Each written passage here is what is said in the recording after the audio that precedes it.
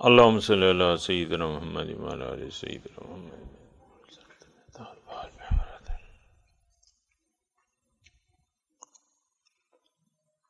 سامعین اور ناظرین اکرام، السلام علیکم ورحمۃ اللہ وبرکاتہ۔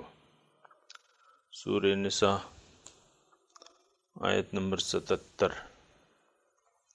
اعوذ باللہ من الشیطان الرجیم، بسم اللہ الرحمن الرحیم۔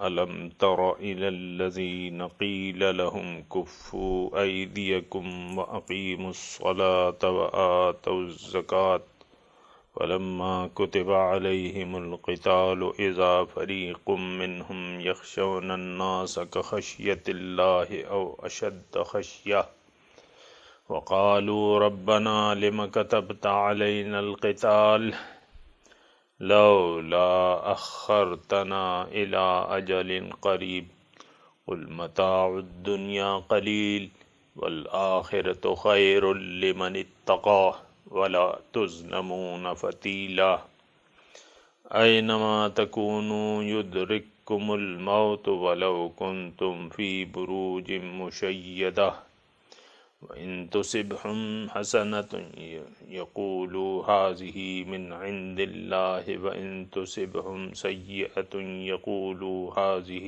مِنْ عِندِكَ قُلْ كُلٌّ مِّنْ عِندِ اللَّهِ وَمَا لِهَٰؤُلَاءِ الْقَوْمِ لَا يَكَادُونَ يَفْقَهُونَ حَدِيثًا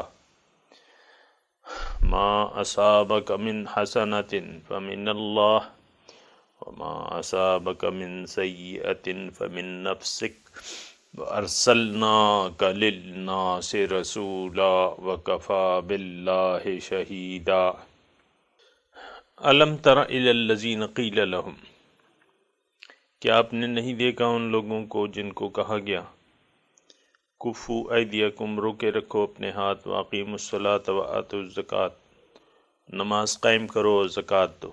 فلما کتب علیہم القتال اذا فریق منہم یخشون الناس کخشیۃ اللہ او اشد خشیہ، جب ان پر قتال لازم کر دیا گیا تو ایک گروہ ان میں سے لوگوں سے ڈرتا تھا جیسے کہ وہ اللہ سے ڈرتے ہیں، یا اس سے بھی زیادہ لوگوں سے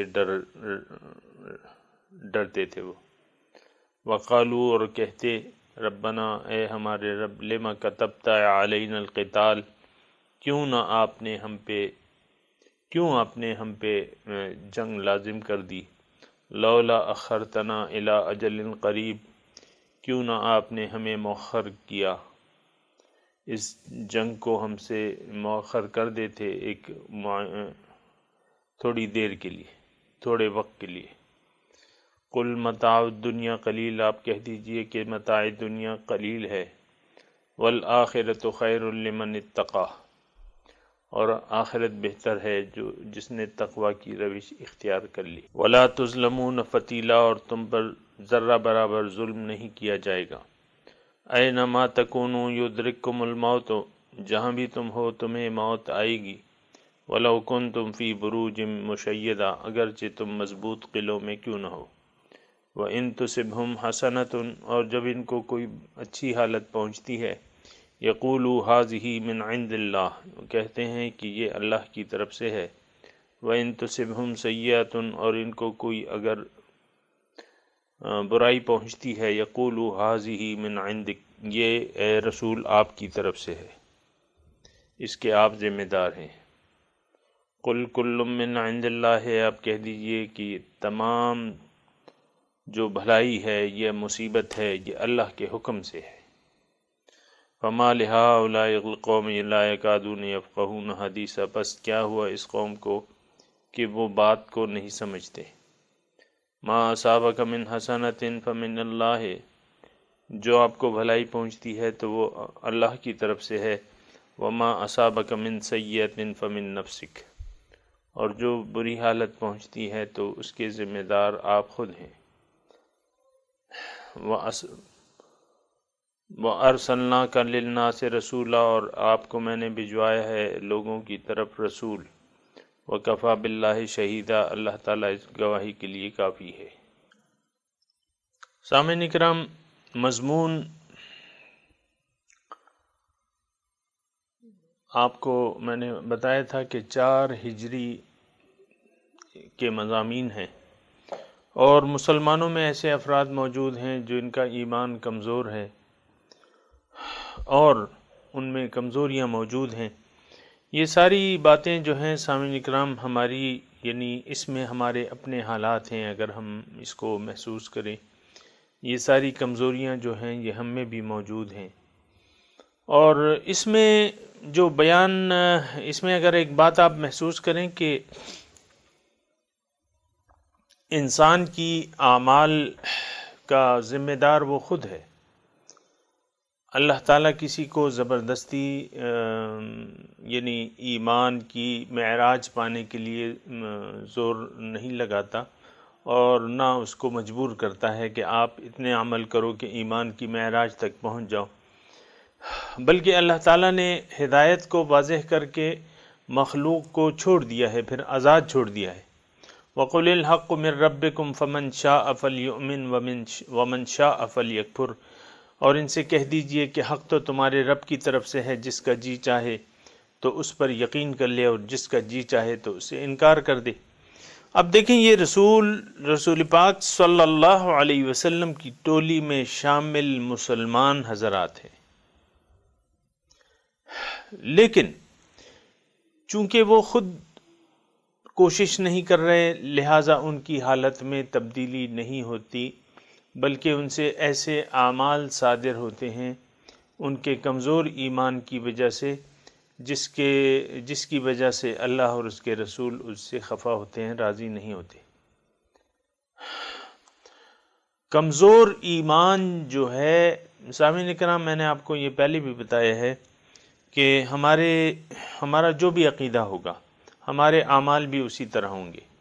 عقیدے کا کیا مطلب ہے؟ عقیدہ مطلب یہ ہے کہ آپ کا جو یقین ہے زندگی کے متعلق یا زندگی کے حقائق کے متعلق، آپ جو بھی یقین رکھتے ہیں وہ کچا ہے، پکا ہے۔ اگر پکا ہے، یقین پکا ہے، حقیقت کے مطابق ہے، تو آپ سے اچھے اعمال صادر ہوں گے، اچھے جذبات پیدا ہوں گے۔ صحیح یقین سے صحیح جذبات پیدا ہوتے ہیں، صحیح جذبات سے صحیح اعمال کا ظہور ہوتا ہے۔ کمزور ایمان سے، بودے ایمان سے بودے جذبات پیدا ہوتے ہیں، کمزور جذبات، حقیر جذبات پیدا ہوتے ہیں، اور اس کا اظہار پھر انسان کے اعمال سے ہوتا ہے۔ اس سامعین اکرام، میری اس جو بات میں نے کی ہے نا، اس کے تناظر میں اگر یہ دیکھیں تو آپ کو پتہ چلے گا کہ وہ کمزور عقیدہ مسلمان جو ہیں، جو حضور صلی اللہ علیہ وسلم کی نماز کی صفوں میں شامل تھے اور حضور صلی اللہ علیہ وسلم کے پیچھے نماز پڑھتے تھے، ان سے پھر کیسے ایسے اعمال کا ظہور ہوتا ہے جو کہ پسندیدہ نہیں ہے، اور اس کی اللہ تعالیٰ مذمت فرما رہے ہیں، اور مذمت فرما رہے ہیں اصلاح کے لیے۔ تو اس کے بارے میں تذکرے ہو رہے ہیں۔ الم تر، پہلی جو آیت ہم نے پڑھی ہے، الم تر الی الذین قیل لہم کفوا ایدیکم، تم نے نہیں دیکھا ان لوگوں کو جن کو کہا گیا کہ اپنے ہاتھ روکے رکھو۔ یہ مسئلہ جو ہے یہ سامعین اکرام اس دور کا ہے، اس مکی دور کا ہے جب کہ بدلہ لینا حرام تھا، منع کیا گیا تھا، اللہ تعالیٰ نے منع کیا تھا، اللہ تعالیٰ نے ہدایت کی تھی کہ تم صبر کرو، برداشت کرو، اور ان کو جواب نہ دو، ان کی ودع آذاہم، ان کی تکلیفوں کو نظر انداز کر دو۔ تو اس زمانے میں مکی دور کا واقعہ ہے، اس زمانے میں بعض مسلمان ایسے تھے کہ جو حضور صلی اللہ علیہ وسلم کے پاس تشریف لاتے اور کہتے کہ حضور، یہ کافر تو ہم پر بہت زیادتیاں کر رہے ہیں، بہت تکلیفیں دے رہے ہیں، آپ ہمیں اجازت تو دیجئے کہ ہم ان کے خلاف کوئی ایکشن لیں، کم از کم اپنا دل تو ٹھنڈا کر لیں۔ حضور نے کہا نہیں، منع ہے، مجھے اجازت نہیں ہے اس بات کی، اور تم ایسا کرو کہ اس وقت تم وَاسْتَعِینُوا بِالصَّبْرِ وَالصَّلَاةِ، صبر سے اور نماز سے اور زکوٰۃ کی جو یعنی ادائیگی ہے اس سے مدد لو۔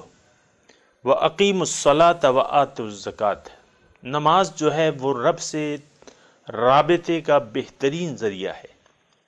جب رب سے آپ رابطہ قائم کریں گے تو اس میں مکمل ایک مکالمہ ہے، ایک ملاقات ہے۔ نماز کیا ہے؟ معراج المومنین ہے، مسلمان کی اللہ سے ملاقات کا ذریعہ ہے۔ آپ جب شروع کرتے ہیں نماز اللہ اکبر، اس کا مطلب یہ ہے کہ آپ نے دنیا اور ما فیہا سے ہاتھ اٹھا لیا اور اپنے رب کے حضور نیت باندھ لی، ملاقات کے لیے حاضر ہو گئے، اور پھر رب سے باتیں شروع کر دیں۔ اور سب سے پہلے آپ نے ثنا پڑھی، سبحانک اللہم وبحمدک وتبارک اسمک وتعالی جدک ولا الہ غیرک۔ اس کے بعد آپ نے جو ہے سورہ فاتحہ پڑھی۔ سورہ فاتحہ کیا ہے؟ اس میں اللہ تعالیٰ کی آپ تعریف کرتے ہیں، الحمدللہ رب العالمین الرحمن الرحیم مالک یوم الدین ایاک نعبد و ایاک نستعین، ہم تیری بندگی کرتے ہیں اور تجھی سے عبادت، تجھی سے مدد مانگتے ہیں، اہدنا صراط المستقیم۔ تو اسی طرح آپ اس کا میں نے پہلے بھی تذکرہ کر چکا ہوں، آخر تک یہ اللہ تعالیٰ سے، اللہ تعالیٰ کی حمد ہے، اس میں کبریائی ہے، اس میں اللہ تعالیٰ سے استعانت ہے، اللہ کی بندگی کی جو ارادہ ہے وہ اس کا آپ اظہار کرتے ہیں، اور پھر حضور صلی اللہ علیہ وسلم سے تعلق قائم کرتے ہیں، اس پہ سلام بھیجتے ہیں، السلام علیکہ ایھا النبی ورحمۃ اللہ وبرکاتہ۔ پھر اللہ کے نیک بندوں سے السلام علینا وعلی عباد اللہ الصالحین۔ پھر اللہ تعالیٰ کی وحدانیت کی شہادت دیتے ہیں، اشہد ان لا الہ الا اللہ واشہد ان محمدا عبدہ ورسولہ۔ تو نماز جو ہے سامعین کرام، ہم نے تو اسے ایک مذاق بنا لیا ہے اور ایک عادت سی بن گئی ہے، لیکن نماز جو ہے وہ طالبان مولا کے لیے اللہ سے رابطے کا ایک بہترین ذریعہ ہے۔ وَأَقِيمُوا الصَّلَاةَ، کسی وقت بھی آپ کو حضور صلی اللہ علیہ وسلم کی عادت مبارکہ تھی، کوئی بھی پریشانی آتی کوئی ایسی، تو حضور صلی اللہ علیہ وسلم نماز کے لیے کھڑے ہو جاتے۔ تو اقیم الصلاۃ وآتوا الزکوٰۃ، زکوٰۃ دو، یعنی زکوٰۃ جو ہے وہ عملاً اظہار ہے، آپ اللہ کی راہ میں خرچ کرتے ہیں، عملاً اظہار ہے کہ ہاں جس ذات پہ میں یقین رکھتا ہوں، جو ذات میرا مقصود ہے، اس کے لیے میں ہر طرح کی قربانی دینے کے لیے بھی تیار ہوں۔ تو یہ مکی دور کا واقعہ تھا سامعین کرام، جبکہ جہاد مخصوص حالات تھے، اور جہاد قتال کی، جہاد تو فرض تھا، جہاد بالنفس جو ہے وہ فرض تھا، اور جہاد بالسیف جو تھا اس کی ممانعت تھی۔ تو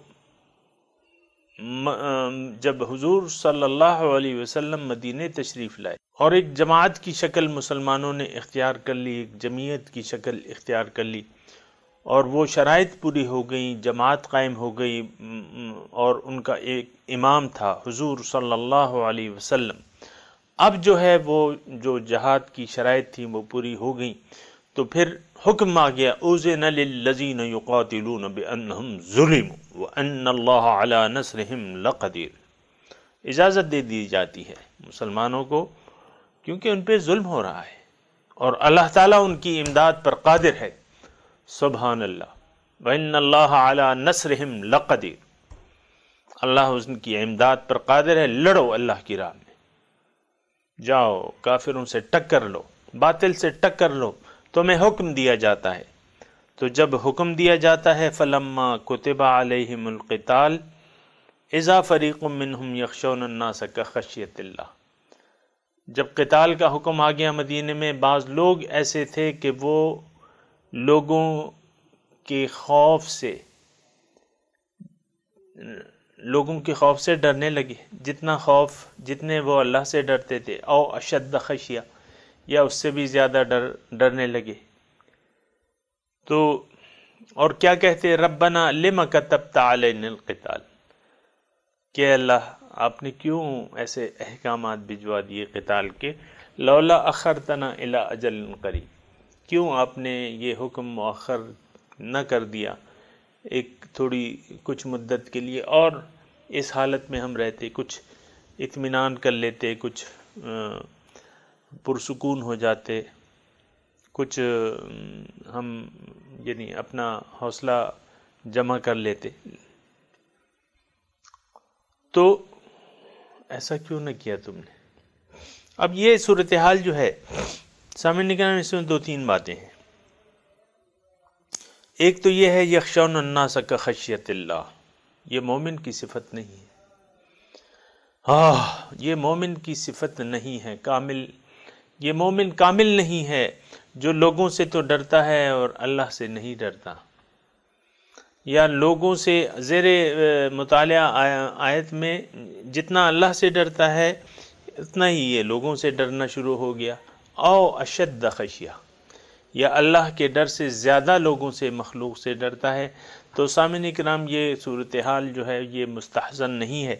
آج بھی آپ دیکھیں تو ایسے ہمارا ایمان جو ہے، ہم میں سے بہت سے لوگوں کا ایمان جو ہے بہت کمزور حالت میں ہے، اور ہمارا تو ڈر بہت زیادہ بڑھ چکا ہے، مخلوق سے بہت زیادہ ڈرتے ہیں اور خالق سے نہیں ڈرتے۔ یہ قابل مذمت ہے، اور یہ کوئی مستحسن صورتحال نہیں ہے جس کی تعریف کی جائے، اور اس کی مذمت ہی ہوگی، اور اللہ تعالیٰ اس کی مذمت کرتا ہے کہ یہ تو ایسے ڈرنے لگے جیسے کہ اللہ سے ڈرتے ہیں، یا اللہ کا ڈر بھی جو ہے، یعنی یا تو جتنے ان سے ڈرتے ہیں اس سے ڈرتے ہیں بالکل، لیکن یہاں صورتحال یہ ہے او اشد خشیہ، اللہ کے ڈر سے زیادہ ان کے دلوں میں مخلوق کا ڈر ہے، اور پھر وہ یہ کہتے ہیں، یعنی اللہ تعالیٰ سے دعا کرتے ہیں کہ اللہ تعالیٰ ہمیں ذرا مؤخر کر دیتا، ہمیں مزید کچھ ٹائم دے دیتا، تو اللہ تعالیٰ ان کو جواب دیتا ہے کہ قل متاع الدنیا قلیل، دیکھو متاع دنیا جو ہے وہ قلیل ہے، تم تو دنیاوی عیش و آرام کے چاہنے والے ہو، اور اللہ کی راہ میں لڑنے کے لیے اس وقت تم تیار نہیں ہو رہے، لیکن یہ جو تمہیں مہلت دی گئی ہے متاع دنیا کی، یہ تو بہت تھوڑی ہے، اور تم آخرت کا کیوں نہیں یقین کر لیتے؟ اور آخرت تو بہتر ہے، جن لوگوں نے تقوی کی روش اختیار کر لی آخرت ان کے لیے بہتر ہے۔ وَلَا تُظْلَمُونَ فَتِيلًا، دیکھو تم اللہ کی راہ میں جو بھی محنت کرو گے، جہاد کرو گے، قتال کرو گے، اپنے آپ کو قتل کروا دو گے، خوب لڑو گے، تو تم پر تو کوئی کمی نہیں کی جائے گی۔ وَلَا تُظْلَمُونَ فَتِيلًا، ذرہ برابر تم پر ظلم نہیں کیا جائے گا، تمہارا جو حق ہے وہ تمہیں دیا جائے گا۔ اور باقی رہ گئی موت، موت سے کیا ڈرنا؟ اینما تکونوا یدرککم الموت، جہاں بھی تم ہو تمہیں موت آ کر رہے گی، یعنی اگر قتال جو ہے وہ مؤخر بھی کر دیا جائے، لیکن جو موت کا ٹائم لکھا ہے تو اس سے تو تم فرار نہیں اختیار کر سکتے۔ اینما تکونوا یدرککم الموت ولو کنتم فی بروج مشیدہ، اگرچہ تم مضبوط قلعوں میں کیوں نہ ہو، بروج قلعے کو کہتے ہیں، مشیدہ مضبوط کو کہتے ہیں، یعنی موت سے کسی حالت میں چھٹکارا نہیں ہے۔ سامعین کرام، اب یہ کہتے ہیں ان تصبک حسنۃ یقولوا ھذہ من عند اللہ، ان کی حالت یہ ہے کہ اگر کوئی اچھی حالت، کوئی فتح، کوئی مال غنیمت ان کو ملتا ہے تو وہ کہتے ہیں کہ یہ اللہ کی طرف سے ہے۔ وَإِن تُصِبْهُمْ سَيِّئَةٌ يَقُولُوا هَٰذِهِ مِنْ عِندِكَ، اگر انہیں کوئی برائی پہنچتی ہے، کوئی بد حالت پہنچتی ہے، کوئی زخم لگ جاتا ہے، کوئی مالی جانی نقصان ہو جاتا ہے، تو اس کا الزام جو ہے پھر حضور صلی اللہ علیہ وسلم پہ لگا دیتے ہیں۔ ھذہ من عند اللہ میں ان کا جو کہنے کا مطلب یہ تھا کہ یہ تو یہ ہمارا ہماری کوششوں کا نتیجہ ہے، یہ جو اچھی حالت پہنچی ہے یہ ہماری کوششوں کا نتیجہ ہے، یعنی رسول کی ذات کو یہ بیچ میں سے نکال دیتے تھے، اور جب برائی پہنچتی تو رسول کی ذات کو مورد الزام ٹھہراتے تھے۔ ھذہ من عندک، یہ آپ کی طرف سے ہے، آپ پلانر تو آپ ہیں، طریقہ کار تو آپ بنا رہے ہیں جنگ کا، اور پالیسی آپ بنا رہے ہیں، تو اب جو نقصان پہنچائے تو یہ تو آپ ہی کی پالیسیاں ہیں۔ یعنی ایک قسم کے حضور صلی اللہ علیہ وسلم پر عدم اعتماد کا اظہار تھا۔ بھائی جب آپ کا ایک بڑا ہے اور وہ حق ہے تو اب اس کو الزام کیا دینا، اس کے تو تمام فیصلے حق ہوتے ہیں۔ جب امیر مسلمانوں کا ایک مرتبہ مقرر ہو جائے تو پھر اس کی اطاعت بھی لازم ہے، اور اس کے فیصلوں پہ طعنہ زنی نہیں کرنی چاہیے، بلکہ اس کو من وعین تسلیم کر کے جو کچھ ہو جاتا ہے اللہ تعالیٰ پر چھوڑ دینا چاہیے، جو نتیجہ حاصل ہوتا ہے اچھا یا برا۔ تو ایک پہلی بات میں تو انہوں نے رسول کی ذات کو نکال کے ھذہ من عند اللہ، یہ اللہ کی طرف سے ہے، یعنی ان کا معنی یہ ہوتا ہے کہ بھئی ہم نے کوشش کی تو ہم نے پا لیا، اور حضور صلی اللہ علیہ وسلم کو یہ بیچ میں سے نکال دیتے ہیں، لیکن جب کوئی برائی پہنچتی ہے تو کہتے ہیں ھذہ من عندک، یہ آپ کی طرف سے ہے۔ قل کل من عند اللہ، آپ ان کو کہہ دیجئے کہ بات ایسی نہیں ہے کہ تمہیں اچھائی تمہاری ذات کی وجہ سے ملی اور برائی رسول کی وجہ سے ملی۔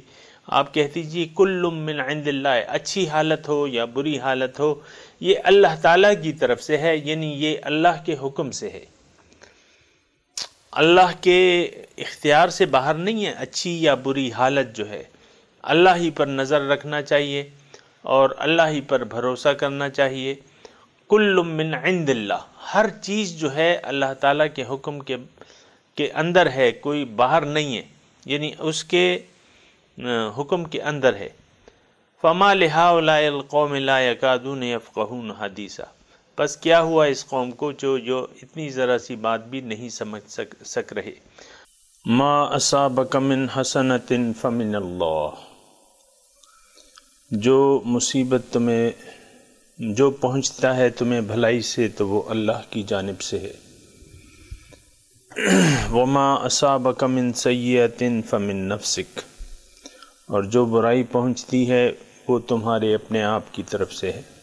سامعین کرام، یہ ایک بہت اہم نقطہ ہے، اگر ہم سمجھ لیں تو یہ ہمارے لیے ہمارے حق میں بہتر ہوگا۔ ایک تو اس میں نقطہ یہ ہے سامعین کرام، یہ نوٹ کرنا چاہیے جو اکثر ہمارے ذہن میں نہیں ہوتا، وہ یہ ہے کہ بھلائی اور برائی اس کا اختیار سارا اللہ کے پاس ہے۔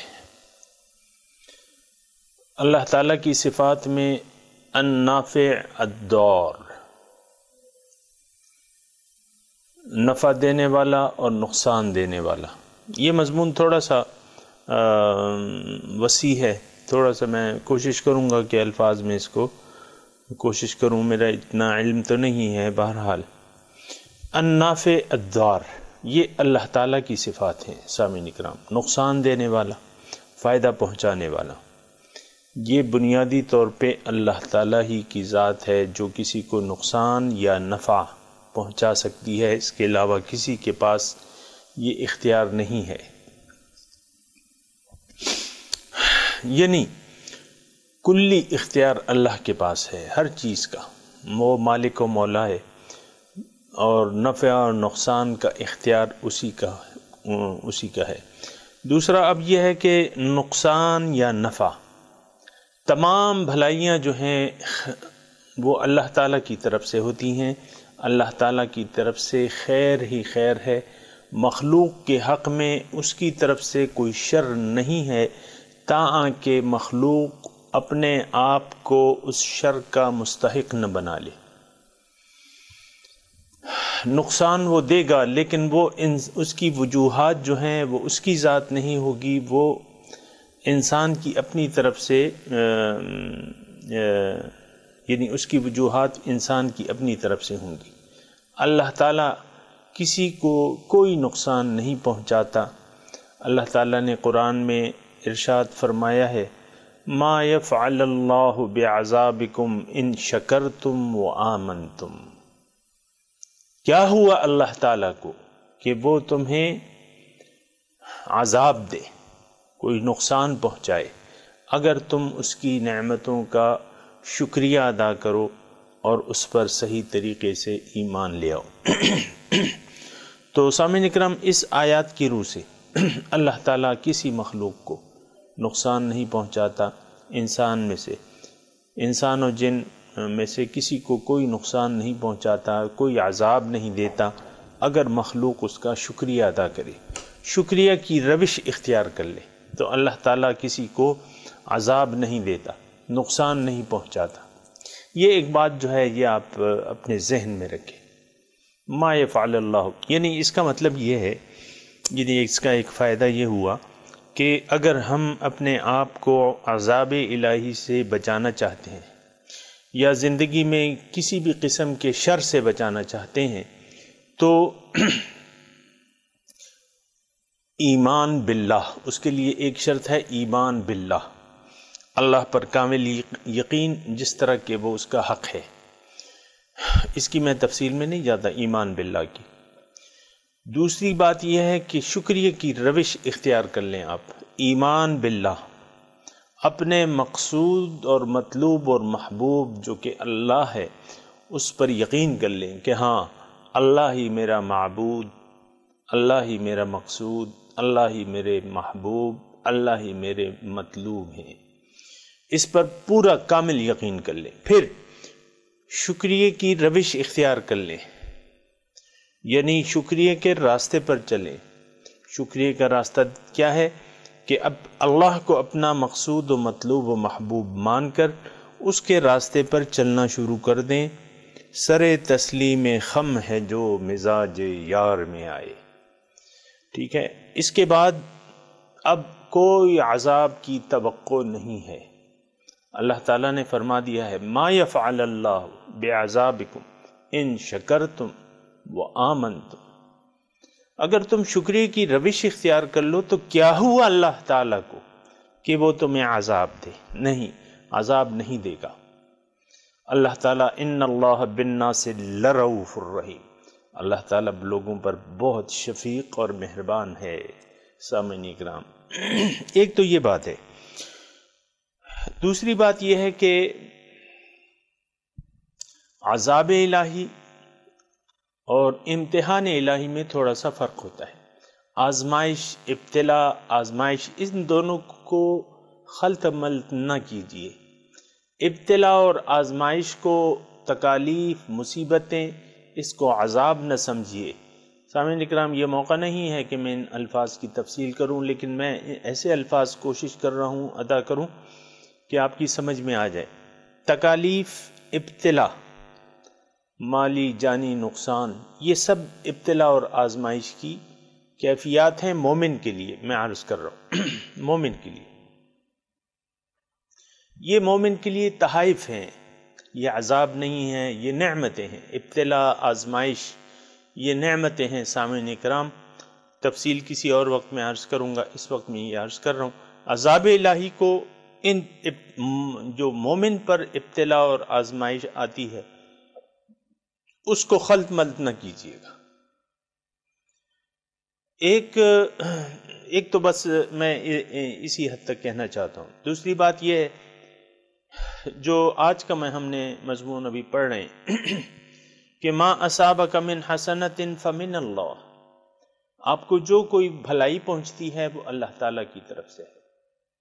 وما اصابک من سیئۃ، جو کوئی عذاب پہنچتا ہے، کوئی نقصان پہنچتا ہے، ابتلا اور آزمائش کا میں ذکر نہیں کر رہا، لیکن وہ آپ کے اپنی طرف سے ہوتا ہے۔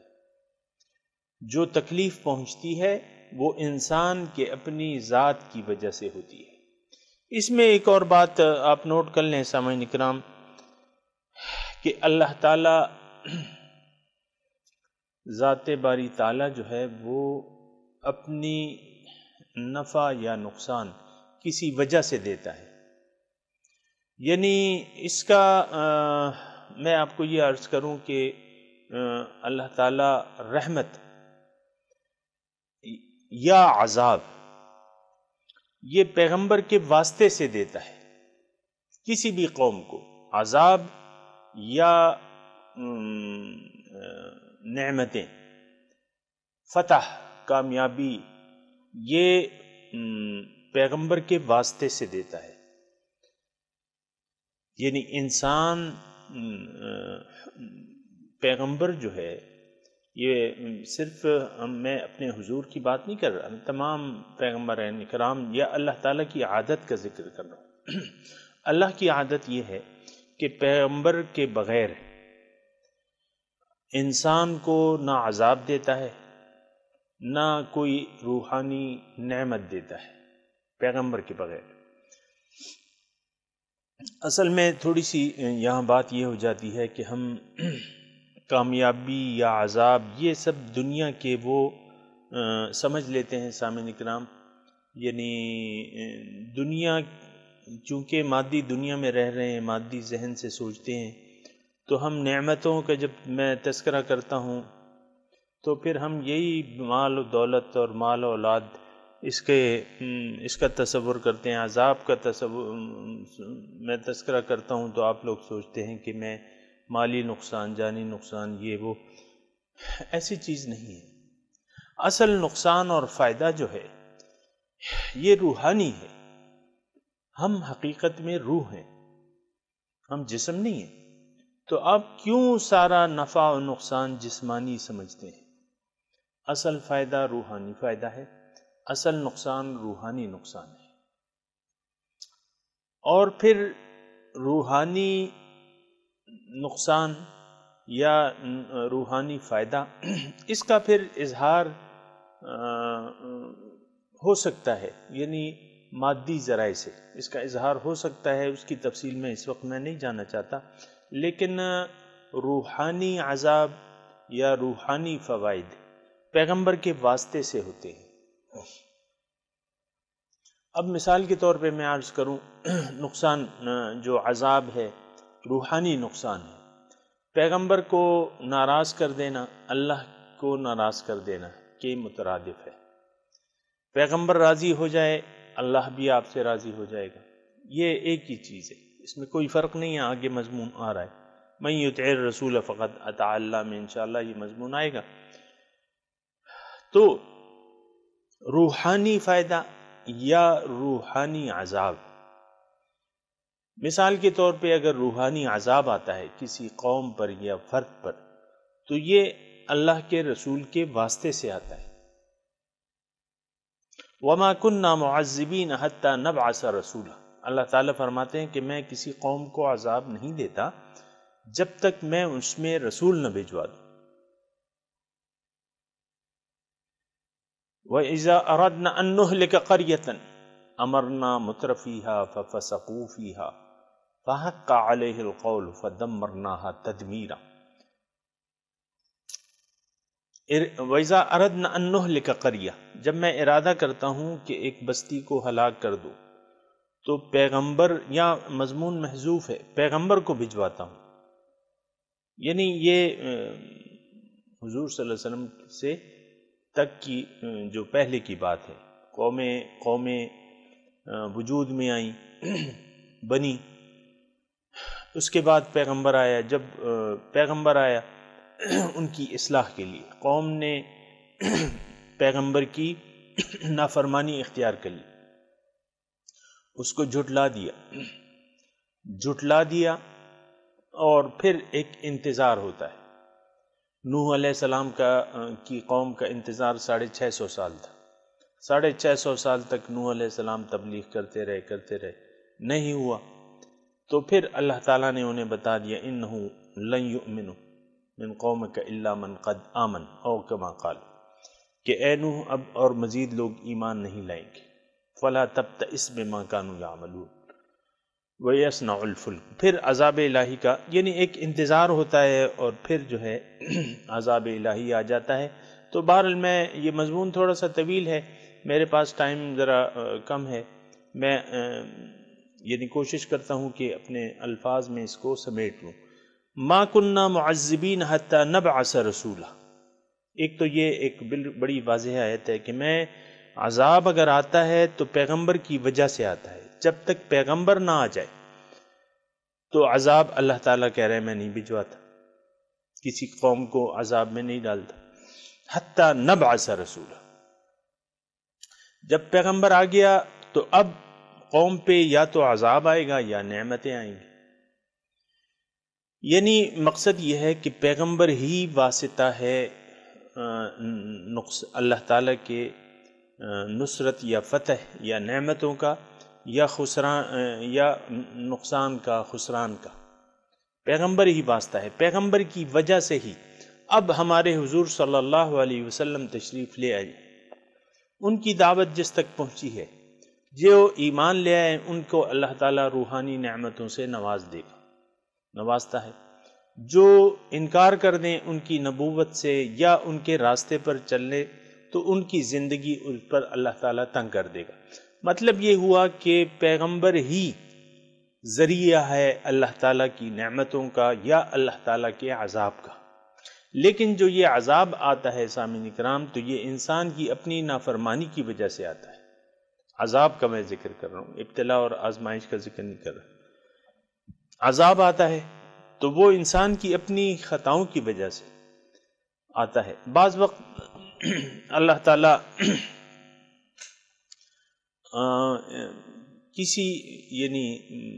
کسی عمل کی کوئی وقتی سزا یا کان مروڑنے کے لیے یا بیدار کرنے کے لیے سزا دینا چاہتا ہے اور تنبیہ کرنا چاہتا ہے، تو وہ بھی بعض وقت ایسا ہوتا ہے کہ اللہ تعالیٰ عارضی تکلیف میں ڈال دیتا ہے مومنوں کو،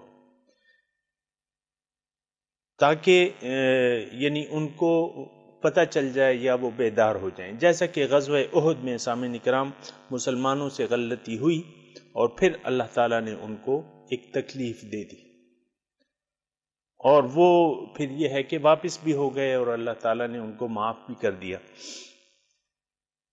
تو یہاں جو مضمون ہے ما اصابک من حسنۃ، نہیں پہنچتی آپ کو کوئی بھلائی، فمن اللہ، اللہ کی طرف سے ہوتی ہے، رسول کے واسطے سے ہوتی ہے۔ یہاں مضمون محذوف ہے یہ، لیکن میں نے آپ کو اس کی وضاحت کر دی۔ فمن اللہ، اللہ کی طرف سے ہوتی ہے، رسول کے واسطے سے ہوتی ہے، رسول کو آپ نکال نہیں سکتے۔ وما اصابک من سیئۃ فمن نفسک، اور جو برائی آپ کو پہنچتی ہے، جو عذاب پہنچتا ہے، وہ آپ کے اپنے اعمال کا نتیجہ ہوتا ہے۔ سامعین کرام، اس کا مطلب کیا ہوا؟ دو قسم کی سامعین کرام ابتلا اور آزمائش ہوتی ہیں، یعنی مصیبتیں دو قسم کی ہوتی ہیں۔ ایک تو ابتلا اور آزمائش ہے جو کہ اللہ تعالیٰ نے مومنوں کے لیے ایک راستہ مقرر کر دیا ہے، تکلیفوں، مصیبتوں کا، مالی جانی نقصان کا۔ اور ان آیات کو ذرا مد نظر رکھیے گا کہ وَلَنَبْلُوَنَّكُمْ بِشَيْءٍ مِّنَ الْخَوْفِ وَالْجُوعِ وَنَقْصٍ مِّنَ الْأَمْوَالِ وَالْأَنفُسِ وَالثَّمَرَاتِ، میں ضرور تمہاری آزمائش کروں گا، بِشَيْءٍ مِّنَ الْخَوْفِ وَنَقْصٍ مِّنَ الْأَمْوَالِ وَالْأَنفُسِ وَالثَّمَرَاتِ، مالی جانی نقصان اور خوف، بھوک اور میووں کی کمی۔ بشر الصابرین، اور مومنوں کو خوشخبری دے دیجیے، اذا اصابتہم مصیبۃ قالوا انا للہ وانا الیہ راجعون، وہ کہتے ہیں ہم تو اللہ کے ہیں اور اللہ ہی کی طرف ہم نے جانا ہے۔ پھر یہ ہے کہ اللہ تعالیٰ نے دوسری جگہ ارشاد فرمایا ہے کہ ام حسبتم ان تدخلوا الجنۃ ولما یأتکم مثل الذین خلوا من قبلکم مستهم البأساء والضراء وزلزلوا حتی یقول الرسول والذین آمنوا معه متی نصر اللہ الا ان نصر اللہ قریب۔ تو یہ پھر یہ ہے کہ اللہ تعالیٰ فرماتا ہے کہ احسب الناس ان یترکوا ان یقولوا آمنا وهم لا يفتنون ولقد فتنا الذين من قبلهم فليعلمن الله الذين صدقوا وليعلمن الكاذبين. تو یہ ابتلا اور آزمائش یہ مومن کے لیے تحائف ہیں، اس کے لیے نعمتیں ہیں. اسی کی وجہ سے، اسی محنت اور جد و جہد کی وجہ سے وہ اپنے مقصود تک پہنچ جاتا ہے. یا ایھا الانسان انک کادح الی ربک کدحا فملاقی. خوب تم محنت کرو گے اے انسان، اپنے رب کی طرف پہنچنے کے لیے خوب محنت کرو گے. تو جب تم یہ محنت کر لو گے تو پھر امید ہے کہ تمہاری ملاقات ہو جائے گی.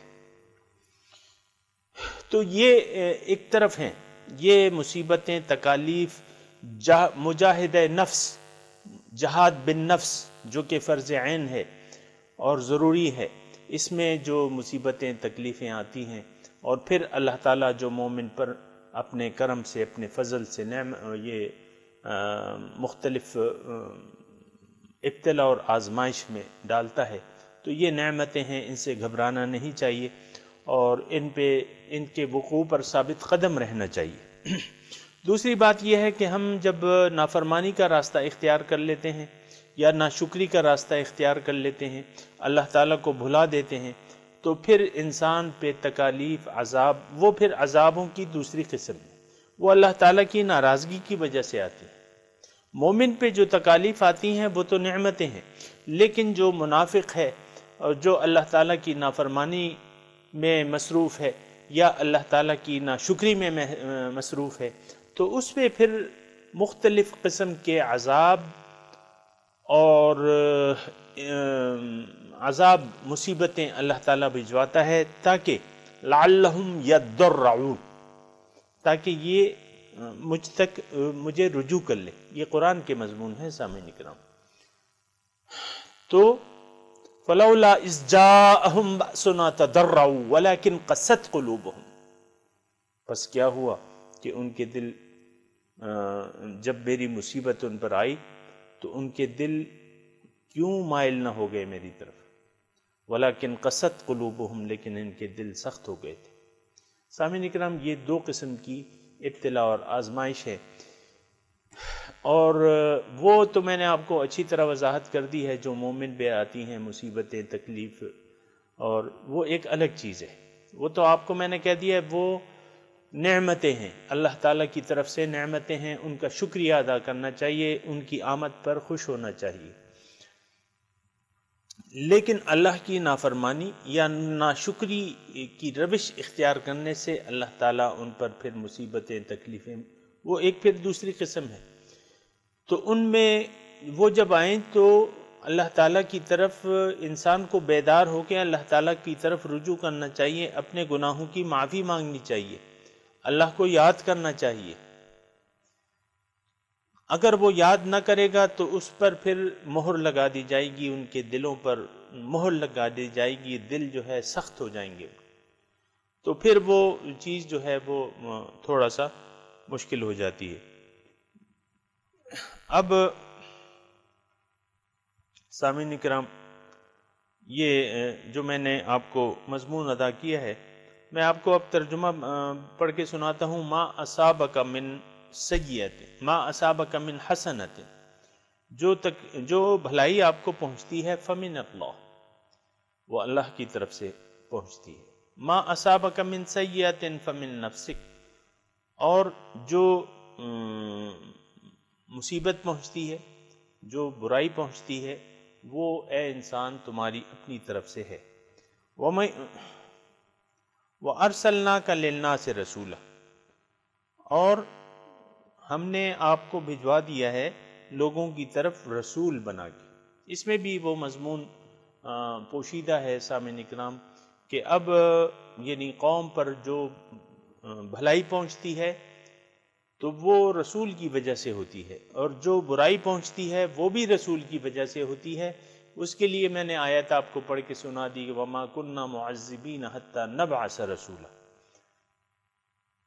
یہاں سامعین اکرام ایک میں آپ کو نقطہ بھی بتا دوں کہ اب تو رسول کی ذات، مثال کے طور پہ اب رسول کی ذات تو ہے نہیں، اب یہ ہے کہ مثال کے طور پہ ایک انسان نے کسی مرشد سے بیعت کر لی، نائب رسول سے بیعت کر لی، اپنے رب کو مقصود بنا کے اللہ کے راستے پر چل پڑا، اگر یہ اس میں استقامت اس نے دکھائی تو اللہ تعالیٰ اسے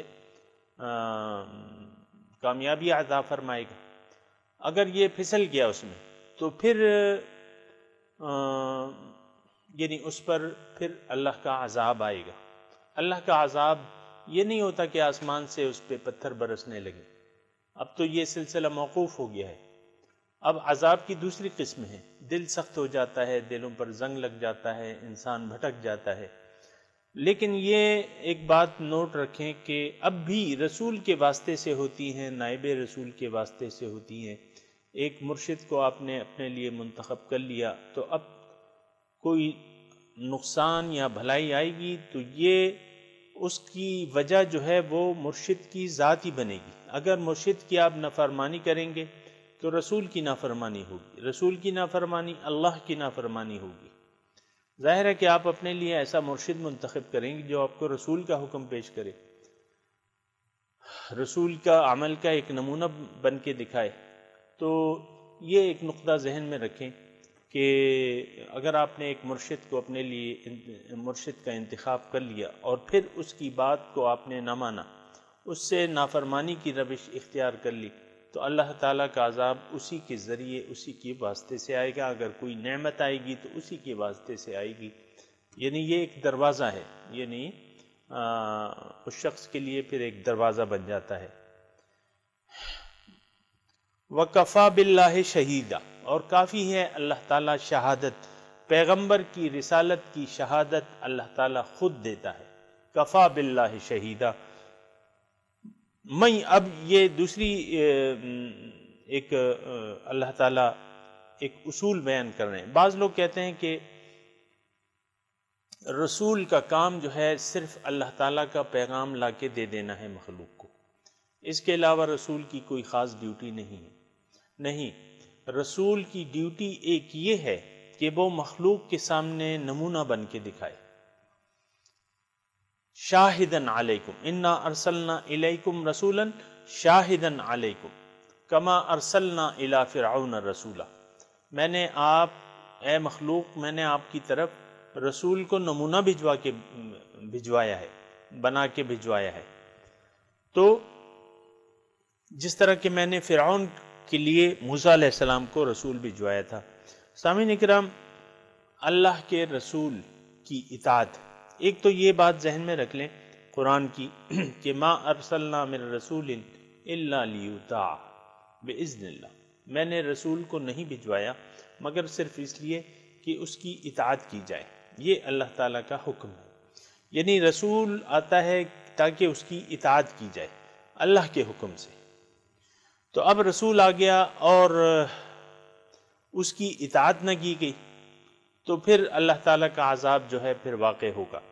لیکن اللہ تعالیٰ یعنی جو لوگ اللہ پر ایمان لے آئے ان کے لیے پھر اب اللہ تعالیٰ کا حکم یہ ہے کہ وَلَكُمْ فِي رَسُولِ اللَّهِ أُسْوَةٌ حَسَنَةٌ لِمَنْ كَانَ يَرْجُو اللَّهَ وَالْيَوْمَ الْآخِرَ وَذَكَرَ اللَّهَ كَثِيرًا، تمہارے لیے اے مسلمانوں رسول کی ذات میں پیروی کے لیے ایک بہترین نمونہ موجود ہے۔ لمن کان یرجو اللہ والیوم الآخر وذکر اللہ کثیرا، اس شخص کے لیے جو اللہ سے ملاقات کا امیدوار ہے، یوم آخرت پر اس کا ایمان ہے اور اللہ کو بہت بہت یاد کرنے والا ہے، اس کے لیے رسول کی ذات میں پیروی کے لیے ایک بہترین نمونہ ہے۔ تو جس نے بھی رسول کی اطاعت کی، من یطع الرسول فقد اطاع اللہ، اس نے اللہ کی اطاعت کی۔ سامعین اکرام، ضمنی طور پہ ایک بات میں ضرور عرض کر دوں کہ یعنی رسول کی اطاعت ہی اللہ تعالیٰ کی اطاعت ہے، اس بات کو ذرا آپ اہمیت اگر دے دیں تو بہتر ہوگا۔ بعض لوگ جو ہے رسول کی سنتوں کو ہلکا سمجھتے ہیں، جو کہ غیر مناسب بات ہے۔ رسول کا جو طریقہ کار ہے، رسول کی جو سنتیں ہیں، وہ اللہ تعالیٰ ہی کا بالواسطہ ہمیں حکم ہے۔ رسول کا جو طریقہ کار ہے، رسول کا جو اسوہ حسن ہے، یہ اللہ تعالیٰ نے ہمارے لیے اس کا انتظام کیا ہے۔ ایک لقد من اللہ علی المؤمنین اذ بعث فیہم رسولا منہم یتلو علیہم آیاتہ، یہ اللہ تعالیٰ کا احسان ہے مومنوں پر کہ ان میں سے ایک شخص کو رسول بنا کے بھجوا دیا۔ یہ اللہ تعالیٰ کی بہت بڑی نعمت ہے۔ تو اب جس نے رسول کی اطاعت کی روش اختیار کر لی، سامعین کرام، فقد اطاع اللہ، اس نے اللہ کی اطاعت کی۔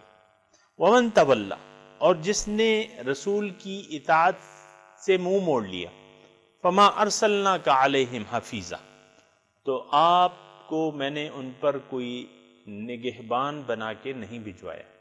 یعنی اس کا مطلب یہ ہے کہ آپ ان کے محافظ نہیں ہیں کہ آپ زبردستی ان کو نیک روش اختیار کرنے پر مجبور کر دیں۔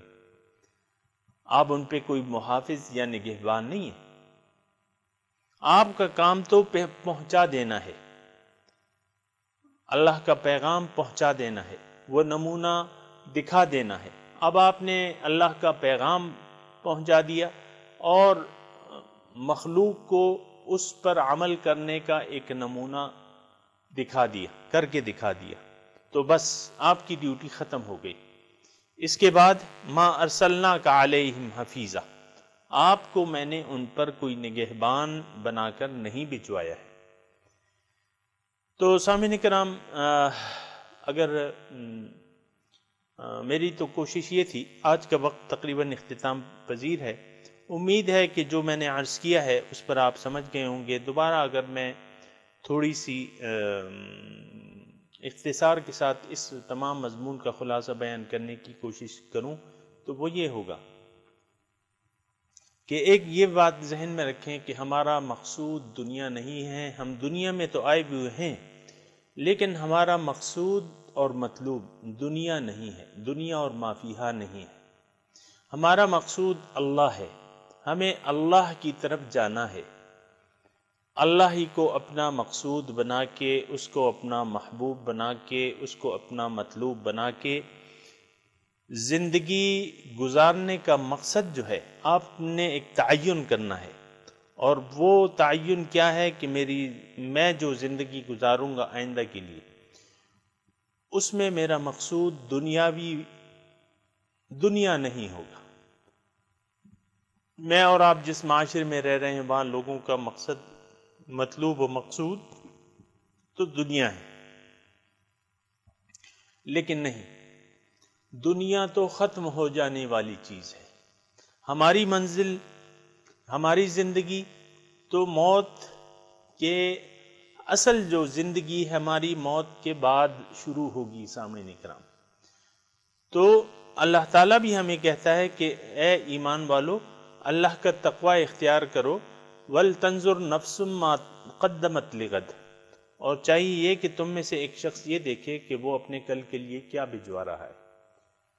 تو سامعین کرام، یہ ایک بہت بڑی غلطی ہے یا ہماری کمی ہے اگر آپ محسوس کریں کہ ہاں، ایک تو ہمارا کوئی مقصود نہیں ہے زندگی میں، اصل ہم نے سوچا نہیں ہے کہ ہم کس لیے آئے ہیں دنیا میں،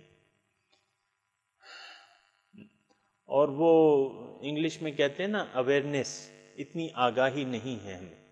بہرحال خود کو آگاہ کر لینا چاہیے، خود کو سمجھدار بنا لینا چاہیے۔ حضور صلی اللہ علیہ وسلم فرماتے ہیں کہ تم میں سے ہوشیار انسان وہ ہے جس نے من دان نفسہ وعمل لما بعد الموت، تم میں سے ہوشیار انسان وہ ہے، الکیس من دان نفسہ، تم میں سے زیرک انسان وہ ہے جو اپنے آپ کو قابو میں کر لے، وعمل لما بعد الموت، اور عمل کرے اس زندگی کے لیے جو موت کے بعد ہوگی۔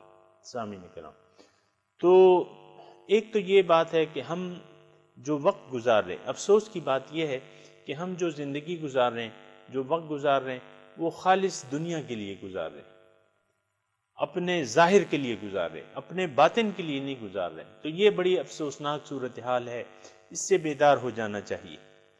اور اللہ کو مقصود بنا کے زندگی گزارنے کا تہیہ کر لینا چاہیے، اللہ کی رضا کو مقصود بنا کر، اللہ کو راضی کرنے کا مقصود بنا کر، یعنی یہ ساری ایک ہی چیزیں، اس کا حاصل ایک ہی ہے، تو زندگی گزارنی چاہیے۔ اب اس میں اگر کوئی بھلائی آتی ہے تو وہ اللہ کی طرف سے ہے۔ اب اس میں اگر کوئی ایسی بات آتی ہے، یعنی اللہ کو مقصود بنا کے اگر ہم اللہ تعالیٰ کو بھول جائیں یا نافرمانی کی روش اختیار کر لیں، تو پھر اللہ تعالیٰ ہم پہ یعنی دنیا میں ظاہری عذاب کسی بھی طریقے سے بھجوا سکتا ہے، کان مروڑنے کے لیے، لعلہم یضرعون، تاکہ یہ میری طرف واپس لوٹ آئیں۔ تو پھر اس کے بعد یہ ہوتا ہے کہ پھر دل سخت ہو جاتے ہیں۔ اگر کوئی یعنی دنیا ہی کی طرف متوجہ رہنا چاہتا ہے، پھر دل سخت ہو جاتے ہیں، تو پھر کیا ہوتا ہے سامعین کرام کہ آپ پر آسمان سے پتھر نہیں برسیں گے، لیکن دل سخت ہو جائے گا، آپ کی سمجھ الٹی ہو جائے گی، آپ کے دل پر زنگ چڑھ جائے گا۔ پھر یہ نہیں ہوگا کہ آپ کی دنیا جو تقسیم اللہ تعالیٰ نے کی ہے وہ آپ سے لے لی جائے گی، نہیں ہو سکتا ہے کہ نہیں، ضروری یہ ہے، بلکہ اللہ تعالیٰ کی سنت یہ وَإِنَّا لَمُوَفُّوهُمْ نَصِيبَهُمْ غیر منقوص، ان کو میں دنیا میں جو ان کا حصہ ہے بغیر کمی کے دے دوں گا۔ لیکن اللہ تعالیٰ فرما رہا ہے اولئک لہم لیس لہم فی الآخرۃ الا النار، ایسے لوگوں کے لیے آخرت میں آگ کے سوا کچھ نہیں ہوگا۔ تو سامعین کرام، یہ دنیا جو ہے یہ غافل کر دینے والی ہے، یہ مال و متاع جو ہے، مال و اولاد جو ہے، یہ غافل کر دینے والی چیز ہے۔ لیکن اللہ تعالیٰ نے ہمیں ہدایت کی ہے کہ لا تلہکم اموالکم ولا اولادکم عن ذکر اللہ، تمہیں غفلت میں نہ ڈال دے تمہارے مال اور اولاد اللہ تعالیٰ کی یاد سے۔ وَمَن يَفْعَلْ ذَلِكَ فَأُولَئِكَ هُمُ الْخَاسِرُونَ، جس نے ایسا کیا تو وہ نقصان اٹھانے والے ہیں۔ اللہ، تو سامعین کرام، یہ چند گزارشات تھیں جو میں نے کی ہیں، امید ہے کچھ نہ کچھ میں نے بیان جو کیا ہے وہ سمجھ میں آ گیا ہوگا۔ باقی اگر کوئی چیز کسی چیز کے بارے میں بھی اشتباہ ہے تو وہ آپ مزید معلومات کر سکتے ہیں، مجھ سے کر سکتے ہیں، اہل علم سے کر سکتے ہیں۔ وآخر دعوانا ان الحمد للہ رب العالمین، والسلام علیکم ورحمۃ اللہ وبرکاتہ۔